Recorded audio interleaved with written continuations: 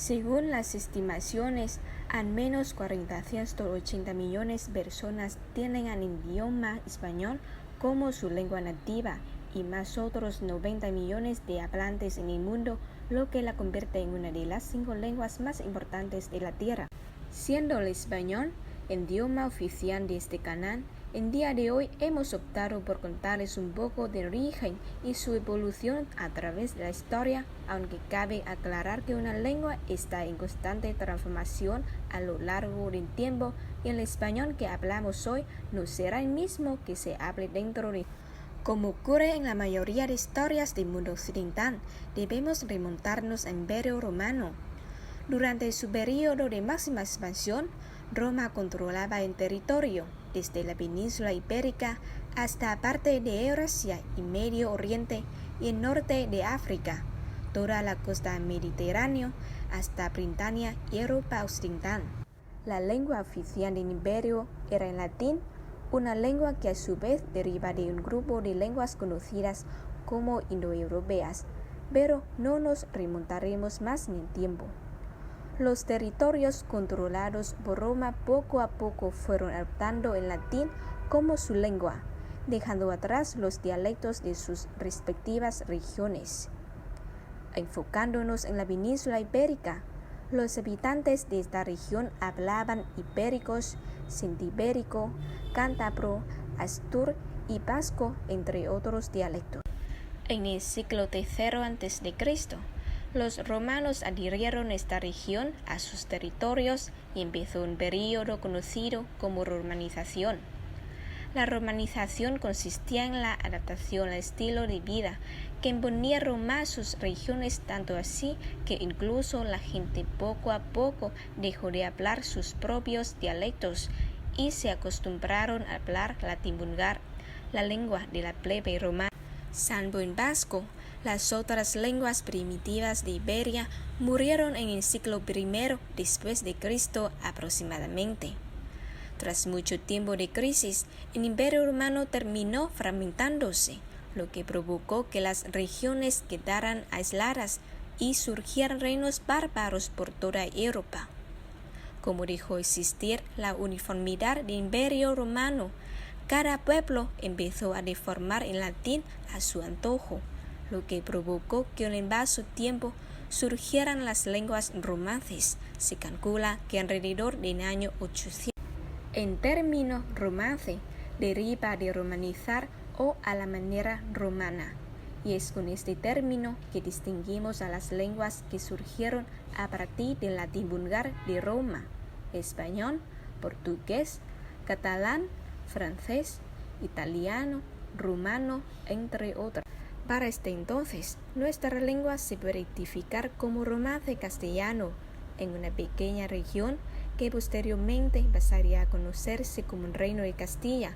Sin embargo, no nos adelantemos tanto aún. Recuerden que les comenté que un periodo de invasiones bárbaras por toda Europa. De hecho, estas fueron las que se estabilizaron a Roma y la llevaron a la disolución del imperio. Nos sobra aclarar que los griegos fueron los que inventaron el término bárbaro, y era como se referían a las personas que no hablaban su lengua, aunque después el término fue adquiriendo un significado diferente. Las tribus germanas eran uno de varios pueblos bárbaros que azotaron Europa en este periodo. La península ibérica fue invadida por un grupo de estos conocidos como los visigodos, que fueron expandiéndose hasta llegar a controlar en todo el territorio en los siglos posteriores a la caída de Roma. Durante este periodo se recibió la influencia de palabras visigodas que fueron adheridas al latín que se hablaban en Iberia. Sin embargo, la península estaba a punto de ser conquistada por otra cultura muy diferente. Iniciando en el siglo VIII, los visigodos fueron derrotados por los musulmanes que se expandieron desde Medio Oriente por todo el norte de África hasta cruzar Gibraltar y adentrarse al territorio ibérico.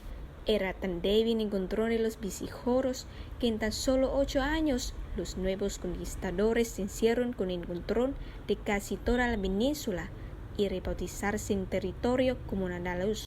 Solo una pequeña región al norte logró contener la invasión musulmana, pues fue en este lugar donde huyeron los visigodos de mayor prestigio desde entonces. Desde allí se plantó cara a la invasión musulmana en los siglos posteriores, pero es importante aclarar que a poco se fueron consolidando condados y reinos independientes, los cuales son reconocidos en la historia como los reinos cristianos del norte. El árabe se convirtió en la lengua oficial de Al-Ándalus. Sin embargo, no por ello se extinguió la lengua romance que se había consolidado en la península, sino que ambas existieron en la región. Los reinos del norte que se resistieron a la conquista musulmana mantuvieron su lengua romance, así como el cristianismo, pero también debe mencionarse que dentro del territorio árabe surgió el pueblo mozárabe, es decir, todas aquellas personas que eran de descendencia hispana pero vivían en el territorio controlado por los musulmanes y quienes desarrollaron el dialecto mozárabe, una lengua con matices tanto románticos como árabes. La inestabilidad de los gobiernos musulmanes en los siglos posteriores y la reconquista que a poco fueron alcanzando los reinos del norte hicieron que se impusiera nuevamente la lengua romance, solo que ahora con influencia árabe, mientras que el mozárabe se fue extinguiendo de Iberia. Cabe aclarar que en cada reino que se fue formando en Iberia surgió una lengua autónoma, en castellano en Castilla, en gallego en Galicia, en asturianos en Asturias y León, en navarro-aragones de los reinos de Navarra y Aragón en el este, en portugués en Portugal, en la región que conocemos como Cataluña se formó en catalán. Aún así, hasta finales del siglo XV, los musulmanes tuvieron posesión de algún territorio en la península ibérica, de manera que se podrán imaginar la evolución que tuvo nuestra lengua en tener este choque cultural con el árabe, una lengua con la que no compartía ninguna similitud para ese momento y que estuvo presente casi 700 años en la península. El matrimonio de los reyes católicos fue el comienzo de la unificación del Reino de España, quienes lograron impulsar los últimos asentamientos musulmanes al sur de la península en Granada, justo en el momento en que un gran evento cambia la concepción del mundo y además convierte a España en una potencia mundial. La llegada de Cristóbal Colón a América, siendo financiado por la reina Isabel en su búsqueda de una nueva ruta marítima hacia Colonia, encontró en su camino el continente americano, lo que le permitió tener la ventaja frente a los otros reinos europeos en la colonización de estas tierras. Es por este suceso que la mayoría de países latinoamericanos, desde México hasta el sur en la Patagonia, hablamos español. Sin embargo, los pueblos precolombinos también hicieron su aporte en nuestra lengua, ya fuera por los nativos llevados a España o la evolución de la lengua en cada región de América y la incorporación de nuevas palabras. Igualmente, es importante señalar que el Renacimiento trajo consigo que se volviera a estudiar a la antigua cultura griega, y con ello se incorporaron muchas palabras en nuestro idioma, especialmente alrededor de las ciencias. El crecimiento y consolidación de la lengua castellana o española lleva a la creación el 3 de agosto de 1713 a la organización encargada de recoger las voces, regular los usos y establecer las normas del idioma, la Real Academia Española.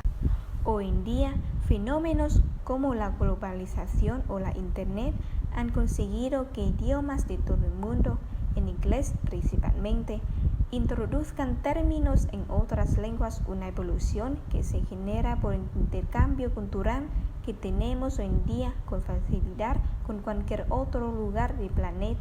Aún así, es importante recalcar que este proceso de miles de años de evolución de la lengua castellana tiene una profunda riqueza.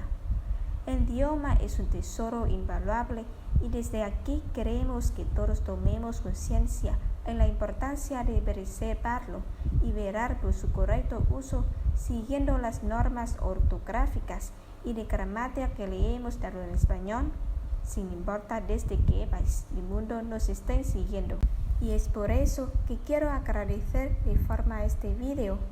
No olviden compartirlo con sus amigos, suscribirse al canal y por supuesto, hasta luego todos los hispanohablantes del mundo. Finalmente, quería recordarles que el 23 de abril de cada año se celebra el Día del Idioma Español en honor al escritor Miguel de Cervantes Saavedra, escritor de Quijote de la Mancha, quien contribuyó